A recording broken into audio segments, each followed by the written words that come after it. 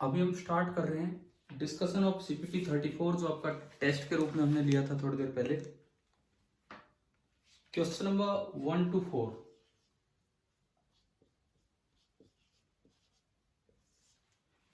Question number 1 to 4 actually ये जो हमने बनाए थे अभी, ये जो आपको सवाल बना के दिए हैं क्वेश्चन नंबर 1 to 4, ये HCV पे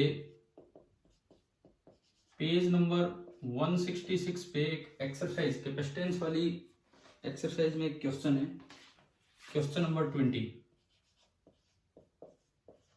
वहां से ये हमने बनाया है और अभी हम देखते हैं कि किस तरह से है, क्योंकि वहां डायरेक्ट वो क्वेश्चन 4 पूछा है कि स्विच क्लोज होने पे कितना चार्ज फ्लो करेगा, तो उसको निकालने का तरीका ही मैंने 4 सवालों में बना के दे दिया है आपको। देखो इस तरह का अरेंजमेंट है, ये कैपेसिटर है, कैपेसिटर का ये भी सिंबल होता था पहले, एक प्लेट सीधी एक कर्व, अभी तो दोनों सीधी बनाई जाती हैं। ये इसमें 2 कैपेसिटर्स लगे हैं और ये यहाँ पे एक स्विच लगा हुआ है इस तरह से, और यहाँ पे हमने बैटरी लगा रखी है 50 वोल्ट की। 5 माइक्रोफैराड के ये कैपेसिटर्स हैं एंड 50 वोल्ट की बैटरी है। अब मैं एक एक करके आपको क्वेश्चन बताता हूँ। Question number 1, initially switch open है तो जिसके पास स्विच दिखा रखा है उस कैपेसिटर के पास कितना चार्ज आया होगा। तो देखो जब स्विच ओपन है, मैं उस वक्त की बात कर रहा हूं जब ये स्विच ओपन है। जब ये स्विच ओपन है तो इक्विवेलेंट कैपेसिटेंस देखिए, 5 and 5 सीरीज में 10 और 5 and 5 पैरेलल में तो जुड़ गया 10 and 5 सीरीज में तो 10 into 5 upon 10 plus 5, तो ये आ गया 10/3 माइक्रोफैराड, यानी कि इसका जो इक्विवेलेंट कैपेसिटेंस है दिस इज 10/3 माइक्रोफैराड। अब जो यहां से चार्ज चलेगा Q, that will be equal to C equivalent into V. तो आपने चार्ज फ्लो निकाला Q that is equal to C equivalent 10/3 into V 50, तो ये आया 500/3 माइक्रोकूलम। जिस तरह ऑप्शंस दिए हैं, जिस तरह से ऑप्शंस दिए हैं आप इसको लिख सकते हैं 1000/6 माइक्रोकूलम, यानी कि यहां से चार्ज निकल के चला 1000/6 माइक्रोकूलम।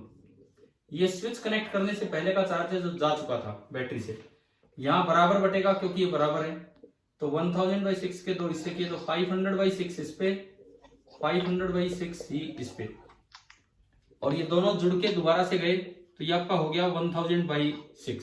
तो इन्होंने इस पे पूछा है, तो स्विच कनेक्ट करने से पहले इस कैपेसिटर पे एक साइड 1000/6 प्लस का, एक साइड माइनस का, तो चार्ज बोला जाएगा 1000/6।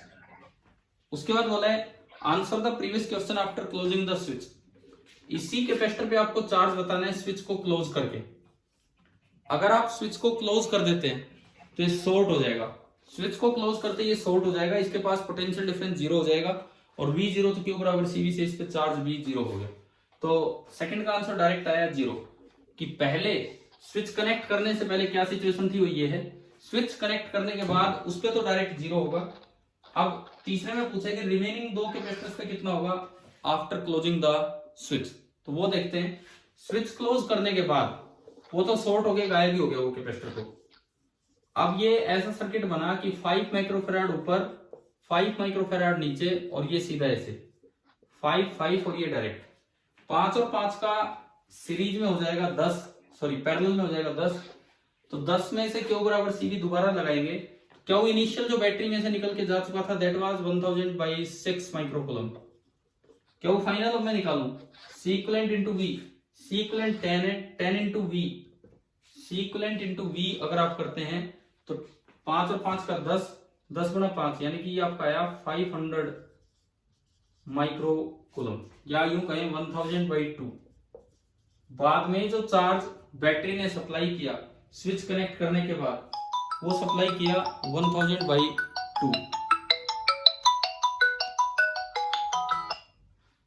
स्विच कनेक्ट करने से पहले का जो चार्ज है दैट इज 1000/6, और स्विच कनेक्ट करने के बाद इसने सप्लाई कर दिया 1000/6। तो अगर पूछा जाए स्विच कनेक्ट करने से कितना चार्ज फ्लो करके गया है, इसमें ये भी लिखा है इसमें, तो देखो स्विच ऑन करने से पहले इतना था, स्विच ऑन करने के बाद कैपेसिटर पे इतना जा चुका है, तो बीच में कितना गया होगा, delta Q, that will be equal to Q final minus Q initial, 1000 by 2 minus 1000 by 6, LCM आया 6, 3000 minus 1000, 2000 by 6, और यू कैन से 1000 by 3, ये आपके फोर्थ का फर्स्ट है। थर्ड आप कर लेंगे जो मैंने बताया जिस तरीके से। तो मेन बात इसमें गलती कहाँ करते थे बच्चे, एक दिन एक बच्चे ने डाउट भी पूछा था कि सर इसमें तो आंसर ये आना चाहिए 500, आंसर 500 आना चाहिए कि स्विच एबी से कितना, सॉरी एबी पार्ट से कितना करंट फ्लो करके गया, कितना चार्ज फ्लो करके गया, लेकिन स्विच क्लोज करने के बाद टोटल इतना जा चुका है, लेकिन उसका कुछ पार्ट तो पहले ही जा चुका था, तो कितना पार्ट स्विच ओपन था तब जा चुका था, वो देख के वो घटा के तभी आंसर करना था। तो फोर्थ इसका बेस्ट पार्ट है। उसके बाद देखो क्वेश्चन नंबर 5, जैसे क्वेश्चंस में आपको कैपेसिटेंस के लेक्चर्स में करवा चुका हूं एम और एन की टर्म्स में। क्वेश्चन नंबर 5 जैसे जो क्वेश्चन है कैपेसिटेंस के लेक्चर्स में हम कर चुके हैं एम और एन की टर्म्स में। फटाफट हम देख रहे हैं। ये कहता है कि एक एक माइक्रोफेराड की कैपेसिटर अवेलेबल है। मैं फॉर्मूले की तरह नहीं, वैसे आपको सोच के बताता हूँ। और ये कहता है कोई भी एक कैपेसिटर 300 वोल्ट से ज्यादा नहीं झेल सकता, और बाहर से जो सप्लाई दी है वो 1 किलो वोल्ट 1000 वोल्ट की, 300 वोल्ट से ज्यादा नहीं आना चाहिए। एक ही लगाया तो 1000 जाएगा, एक लाइन में 2 लगाए तो 500, एक लाइन में 3 लगाए तो 333, एक लाइन में 4 लगाए तो 250 वोल्ट। अब सेफ है, यानी कि मिनिमम आपको 4 लगाने पड़ेंगे एक लाइन में। लेकिन एक लाइन में 4 लगाने से सी इक्विवेलेंट एक लाइन का हो गया 1/4, 1/4, और हमें इक्विवेलेंट बनाना है 2 माइक्रोफेराड। तो 2 माइक्रोफेराड बनाने के लिए ऐसी 8 लाइन लगानी पड़ेगी, तभी 1/4 + 1/4 8 टाइम्स हो गए 2 बनेगा। तो देखो एक लाइन में 4 और ऐसी सी 8 लाइन 32। ढंग से आपको फॉर्मूले की तरह देखना तो पुराने लेक्चर से आप देख लेना। 5th हो गया।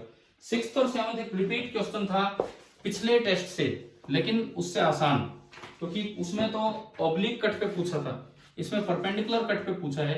यूनिफॉर्म पोलराइजेशन है मटेरियल में, तो इसका मतलब P जैसा दिखा रखा है वो पूरे में रहेगा, P अंदर की तरफ है जैसा है वही, और इस सरफेस का n कैप बाहर है, तो जो सिग्मा P बनेगा सरफेस पे, फॉर्मूला हमने पढ़ा था P dot n cap, P का मैग्नीट्यूड n कैप का मैग्नीट्यूड यूनिट वेक्टर का, और cos 180 डिग्री, यानी कि इस पे चार्ज डेंसिटी आ गई -P। ये आपका हो गया क्वेश्चन नंबर 6। और 7th में इस पे चार्ज पूछा है। अब ये तो टोटल एरिया ही ये है, तो जो चार्ज इस पे आया होगा that will be equal to charge density into area, और चार्ज डेंसिटी है -P, तो -P इनटू A। पिछले टेस्ट से आसान सवाल था, लेकिन किस तरह हुआ ये मैंने आपको बता दिया। क्वेश्चन नंबर 7 ये था। 8 देखिए, 8 भी एक अच्छा सवाल है। क्वेश्चन नंबर 8 डाइपोल पे एक अच्छा सवाल है, जिसमें आपको कोऑर्डिनेट फ्री फॉर्म का यूज करना पड़ेगा। हमने आपको बताया कि कहीं भी अगर फील्ड नहीं पता हो तो आप ये फॉर्मूला यूज किया कीजिए, एक्सिस इक्वेटोरियल कुछ यूज ना हो पा रहा हो। ये कह रहा है कि एक डाइपोल रखा है एक्सिस पे, ये एक्स एक्सिस है, ये वाई एक्सिस है, और एक डाइपोल ओरिजिन पे रखा है अलोंग एक्स एक्सिस, और इसका डाइपोल मोमेंट है 3i कैप P1। दूसरा डाइपोल रखा हुआ है at a point 1 2 -2, 1 metre 2 metre -2 metre यहां, और वो जे कैप के अलोंग है, और वो रखा हुआ है 10⁻⁹ जे कैप। ऐसा यूनिट में है ये सारा। तो पूछा है कि potential energy of the system बताओ। तो आप क्या करो, एक बार इसको सोर्स मान लो। Potential energy of the system बताना है, आप इसको सोर्स मान लीजिए और इससे उसको ज्वाइन कीजिए। ये आपका बन गया वेक्टर आर, और आप इसकी वजह से यहाँ ई निकाल लो। हमें नहीं पता ई किधर होगा, जिस भी डायरेक्शन में होगा ई ड्यू टू 1 ये निकालें।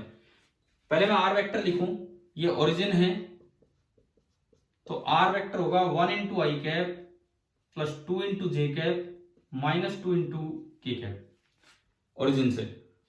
अब यहां से मोड आर निकाल लो। मोड आर √1² 2² -2² 9 का √3 आर है। यहां से आर कैप निकाल लीजिए, मोड आर बाई आर, तो ये आया 1/3 times i cap plus 2j cap -2 k cap. फिर आप इसकी वजह से यहाँ फील्ड निकाल लो। इसकी वजह से यहाँ फील्ड का फॉर्मूला था coordinate free form k/r³ 3 times, मुझे लगता है सबको अच्छे से याद होगी, हमने ब्रह्मास्त्र की तरह याद किया था, P dot r cap into r cap minus vector P। कि डाइपोल में कहीं अटक जाए तो ये अपने पास एक फॉर्मूला था जो हमें हर जगह बताता है।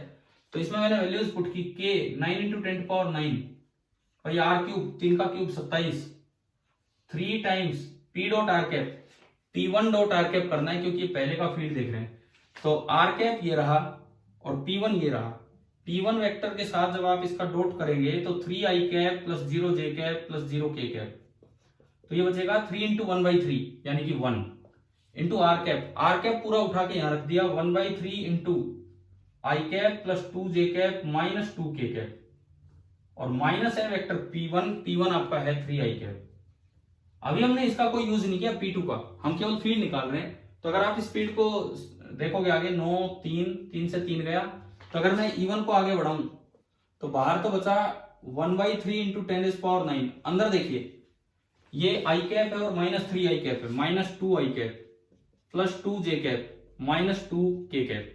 आपने 2 कॉमन लिया तो 2/3 into 10⁹ minus I cap plus j cap minus k cap, ये आ गया।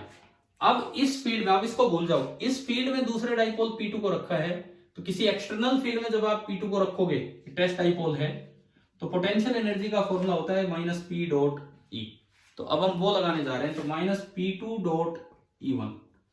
तो जब आप P2 डॉट E1 करेंगे तो इसमें केवल j कैप है, तो j कैप वाले को मल्टीप्लाई कर दो, तो माइनस बाहर, j कैप में इसमें बचा 2/3 टाइम्स 10⁹, और एक माइनस जो बाहर है वो तो फॉर्मूले का है, और इंटू P2 में j कैप में है 10⁻⁹, ये कट गया तो आंसर आ गया माइनस 2/3 जूल।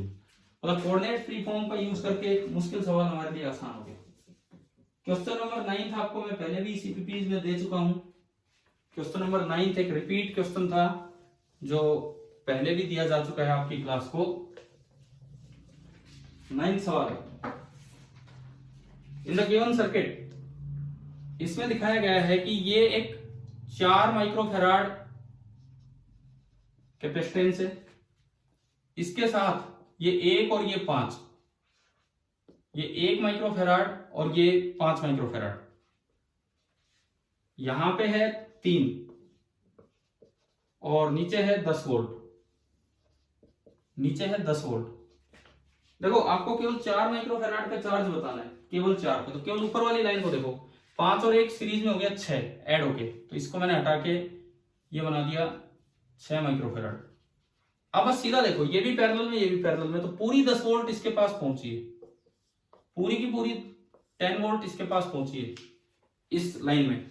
6 और 4 का सीरीज में हो गया 6 इंटू 4/6 + 4 यानी कि 2.4 माइक्रोफैराड। तो यहां जो चार्ज आया होगा इस लाइन में CV 2.4 इंटू 10 जो वोल्टेज यहाँ यानी कि 24 माइक्रो कूलम, और वो इस पे भी आया होगा और वो आगे भी बटा होगा। आगे का छोड़ो, हमें इस पे ही बताना था, तो वो आ गया 24 माइक्रो कूलम। अगला जो सवाल है 10th, मैंने एक बार पहले भी आपको दिया था, लेकिन उस दिन C पूछा था और इक्विवेलेंट दिया था 0.5 माइक्रोफैराड। आज क्या है कि इक्विवेलेंट पूछा है और C की वैल्यू दे रखी है, सेम क्वेश्चन, बस उसमें जो पूछा वो मैंने इसमें दे दिया। इस तरह का काम किया, शायद आपसे हो जाएगा, सीरीज पैरेलल करके आप कर लोगे। 11th पे हम आते हैं। देखिए ये V है और ये चार्ज है, ये माइक्रोकूलम में है, वो वोल्ट में है। आपको 2 लाइंस दिखा रखी है, एक ये और एक ये B और ये A। ये कहता है मैंने एक बार 2 कैपेसिटर्स हैं, एक बार उनको सीरीज में लगाया, एक बार पैरेलल में। देखो Q बराबर CV कहता है, Y = mx से इसे देखेंगे, यानी कि C is the slope of this QV curve.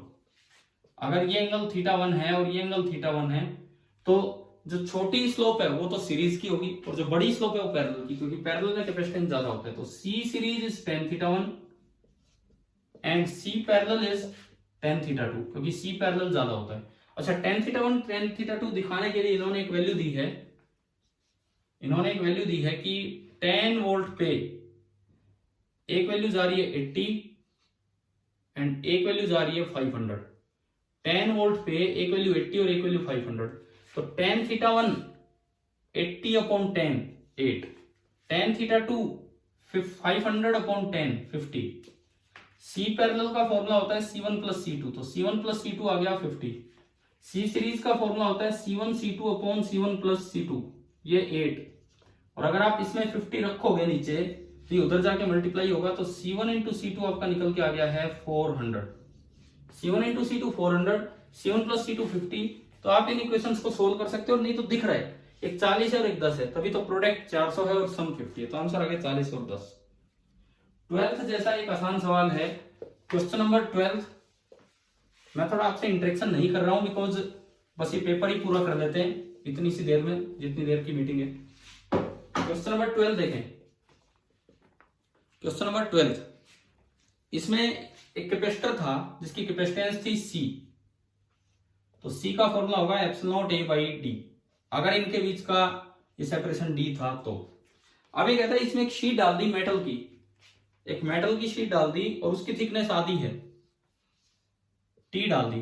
तो अब जो नया C डैश होगा वो हमने पढ़ा हुआ है epsilon A upon D minus T, पढ़ा हुआ है अगर ये मेटल है तो T की वैल्यू है D/2, तो epsilon A upon D minus D/2, this is D/2, this becomes 2 times epsilon A by D, यानी कि 2C। तो ये डबल हो गया। हमने बीफिंग अप ऑफ कैपेसिटर के टाइम ये सारी बातें पढ़ी थी। ये आपका हुआ क्वेश्चन नंबर 12। 13 देखो, सीधा फॉर्मूला बेस्ड क्वेश्चन। एक C1 है 3 माइक्रोफेराड, उसके पास कैपेसिटेंस के पास वोल्टेज है 6 वोल्ट। C2 है 6 माइक्रोफेराड, उसके पास भी 6 वोल्ट है लेकिन अपोजिट पोलैरिटी के साथ कनेक्ट किए गए, अपोजिट पोलैरिटी के साथ। तो दोनों 13-14 फॉर्मूला बेस्ड थे।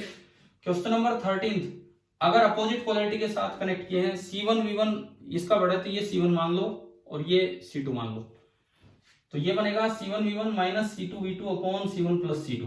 ये तो आपका कॉमन पोटेंशियल आया। और जो हीट लॉस होगा half of C1 C2 upon C1 plus C2, और अंदर बन जाएगा V1 माइनस V2 का होल स्क्वायर। अगर पॉजिटिव को पॉजिटिव प्लेट से कनेक्ट किया होता तो यहाँ प्लस आ जाता, यहाँ माइनस, लेकिन क्वेश्चन में दिया पॉजिटिव को नेगेटिव प्लेट से कनेक्ट किया तो यहाँ माइनस यहाँ प्लस, ये दोनों सवाल हो जाएंगे। क्वेश्चन नंबर 15 देखिए, इसके बाद डायरेक्ट है क्वेश्चन नंबर 15। एक पैरेलल प्लेट कैपेसिटर है जिसकी कैपेसिटेंस है 90 पिकोफैराड और 20 वोल्ट का ईएमएफ उसको दिया गया है। ये सवाल में दिया गया है कि 20 वोल्ट की बैटरी लगाई और 90 पिकोफैराड इसका कैपेसिटेंस था। इसमें एक शीट डाल दी जिसका K है 5/3। K 5/3 डालते ही कैपेसिटेंस बढ़ जाएगा, कैपेसिटेंस K टाइम्स इंक्रीज हो जाएगा। तो अब जो कैपेसिटेंस बना वो बनेगा 90 इंटू 5/3, K टाइम्स बढ़ गया यानी कि 330 150 हो गया। SI यूनिट में कैपेसिटेंस हो गया 150 पिकोफैराड। SI में नहीं, ये पिको में ले जा रहा है, 150 पिकोफैराड। SI में ही है लेकिन प्रीफिक्स ले रखा है। अब ये कहता है what is the magnitude of induced charge. Induced charge मतलब इस पे कितना आएगा। भाई इस पे कितना आया पहले तो बाहर निकाल लो, Q बराबर CV। C है 150 एंड V है 20, ये पिको कुलम हो गया, 3000 पिको कुलम। पिको में 10 की पावर -12 चला जाता है तो दिस इज 3 नैनो कुलम। तो जो Q आया 3 नैनो कुलम है। अब इस पे जो इंड्यूस चार्ज होगा, जो नेगेटिव चार्ज इधर इंड्यूस होगा, उसका फॉर्मूला आइसपेल एक्सपेरिमेंट से फेराडे ने दिया था 1 - 1/k। तो Q तो 3 है, 1 - 1/k, K है उल्टा करोगे तो 3/5, 3 इंटू 2/5 यानी कि 6/5 आपका ये 1.2 नैनो कूलम को। ये आपका हुआ क्वेश्चन नंबर 15। उसके बाद देखो 16 देखो, क्वेश्चन नंबर 16 हम फटाफट करते हैं।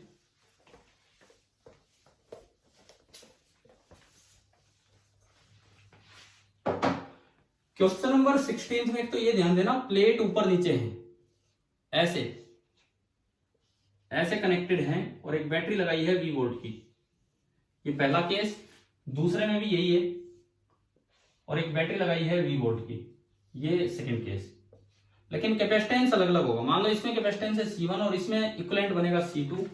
तो जो इन्होंने एनर्जी का रेशियो पूछा है, E को ये एनर्जी से रिलीज कर डिनोट कर रहे हैं, तो E1 एनर्जी, ये इलेक्ट्रिक फील्ड नहीं एनर्जी है, half C1 V square, V same है। E2 half C2 V square, V same है। तो इन्होंने मुझसे E1/E2 पूछा है, यानी कि E1/E2 बराबर आ रहा है C1/C2। बस आपको C1 C2 लिखने आने चाहिए। इस वाले में क्या कर रखा है, ये जो पहला आपका अरेंजमेंट है, इसमें पहले अरेंजमेंट में 3 डिफरेंट मटेरियल्स ऐसे लगा रखे हैं, K1 K2 K3। तो जो इसका C बनेगा इस पार्ट का, वो बनेगा K1 इंटू, पहले C था, मान लो पहले C था और C को मैं बोलता हूं एप्सिलॉन A बाई D। तो अब A तो पूरा है लेकिन D 1/3 हो गया। D 1/3 होने से वो 3 टाइम्स ऊपर गया, यानी कि इसकी कैपेसिटेंस होगी 3K1C, 3K2C एंड 3k3c। यहां से C इक्विवेलेंट निकालोगे तो 1/C1, ये सारे उल्टे हो जाएंगे, 1/3C कॉमन आएगा, 1/K1 plus 1/K2 plus 1/K3। इसको एलसीएम लेके C1 निकाल लेना। इधर जब आप चलेंगे इस साइड इन्होंने जिस तरह से ये दिखाए हैं, ये 3 हिस्से एरिया वाइज कर दिए, एरिया वाइज 3 हिस्से कर दिए, K1 K2 K3। तो किसी एक का जो देखो यहाँ तो ये तीनों सीरीज में बने, यहाँ इन्हीं दोनों प्लेट्स के बीच में ये, इन्हीं दोनों प्लेट्स के बीच में ये, तो ये सारे पैरेलल में हो गए। यहां देखेंगे तो ये बनेगा K1 into epsilon into A/3 और सेपरेशन पूरा वही है D, सेपरेशन पूरा दोनों प्लेट्स के बीच का D है, तो ये C/3 हो गया। ये आपका हो जाएगा K2 इंटू C/3 और ये आपका हो जाएगा K3 इंटू C/3 और पैरेलल में है तो तीनों ऐड हो जाएंगे। तो अब जो C2 बनेगा ये तीनों का सम होगा, तो C/3 common K1 plus K2 plus K3। थोड़ा ये बस ध्यान रखना कि डायग्राम हम जो याद रखते हैं यूं रहते हैं और ये यूं है, तो अगर यूं बन रहे हैं तो ये पैरेलल में नहीं सीरीज में है, और यूं ये पैरेलल में। अब लास्ट में C1/C2 करना है, यहां से C1 निकाल के C1/C2 करोगे तो 3 और 3 9 हो जाएगा और आपका आंसर आ जाएगा।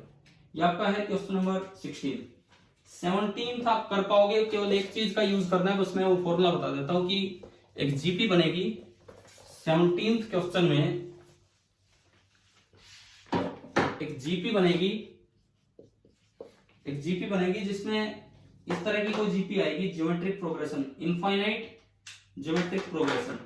किस तरह से बनेगी, 1 माइनस 1/2 प्लस 1/4 इस तरह की चलेगी। तो इसका जो सम होगा इनफाइनाइट टर्म्स का, A/1 माइनस आर, A तो 1 है और R आपका होगा माइनस हाफ, तो ये सम 2 आ जाएगा। अब आप ये ट्राई कर देना। 18th में मैंने E से भी निकालना सिखा रखा और थोड़ा परफेक्ट डिफरेंशियल का यूज है। सवाल नंबर 18 आप देखें, क्वेश्चन नंबर 18 आप देखिए, E से भी निकालना हमने सिखाया है कि अगर आपको जैसे इस सवाल में E दिया है 2AXY cap plus A into x square minus y square j cap, तो आप पहले dr लिख लो, dx i cap plus dy j cap, उसके बाद आप dv लिख लो minus E dot dr।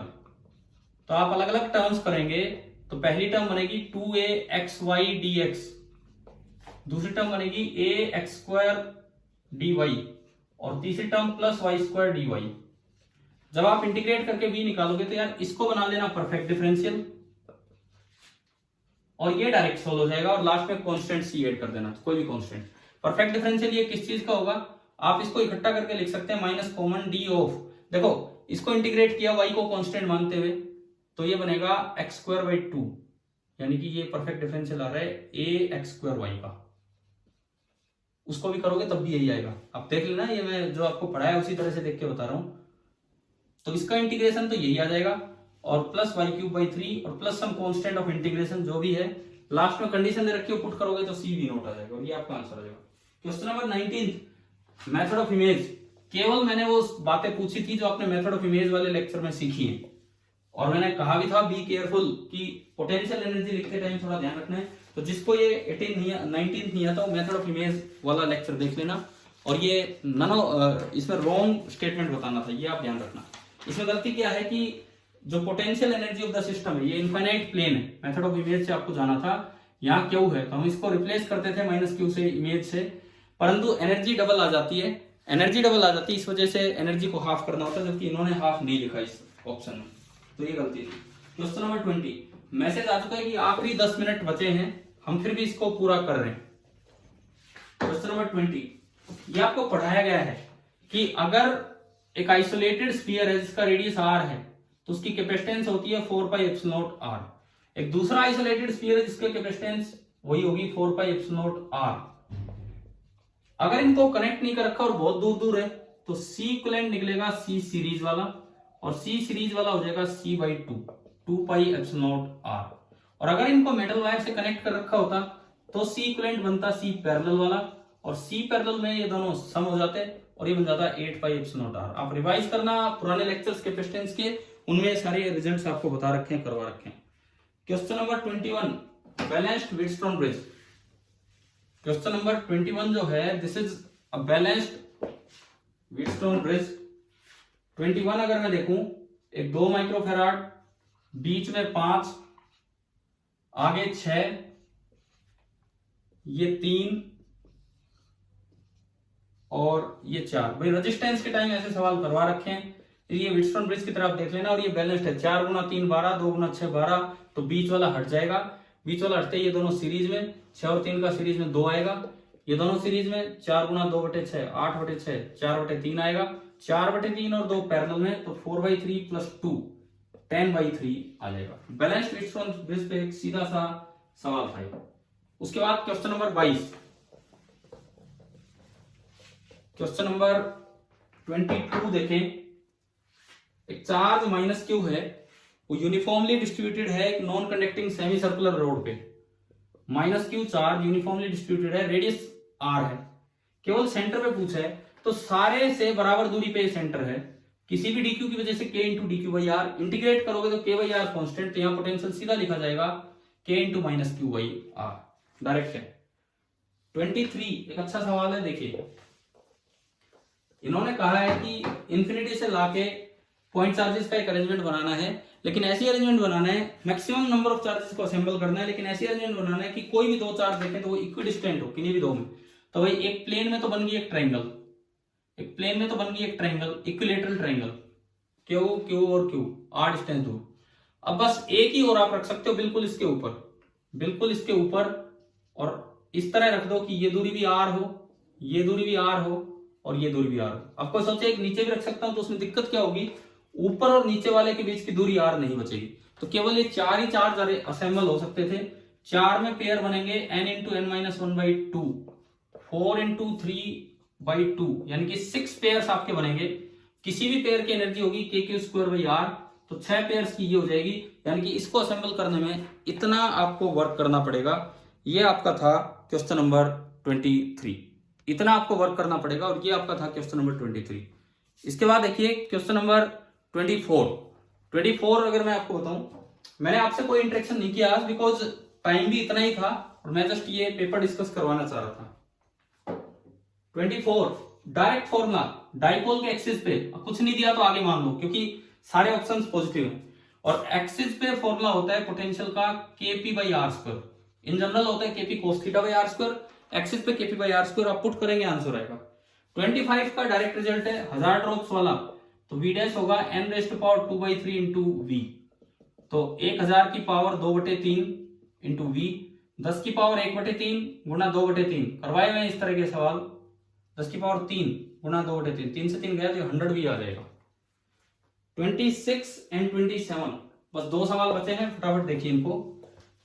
26 and 27, 26वां देखो, एक अरेंजमेंट दिया गया है 3 कंसेंट्रिक स्फीयर से, 1 2 3, कोई कनेक्टेड नहीं है, कुछ नहीं। अंदर वाले के चार्ज है Q, फिर -2Q, फिर 3Q, radius A, 2A and 3A।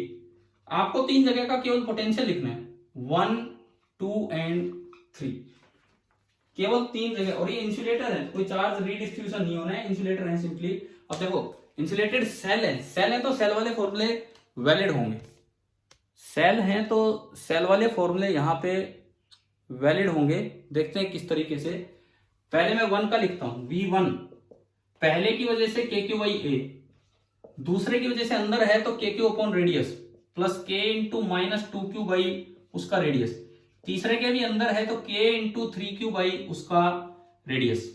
V2 second देखो, पहले के बाहर है तो k into Q upon distance from the centre, दूसरे के सरफेस पे है k into -2q upon distance from the centre, तीसरे के अंदर है तो k इंटू 3q अपॉन उसका रेडियस। केवल फॉर्मूले लगने।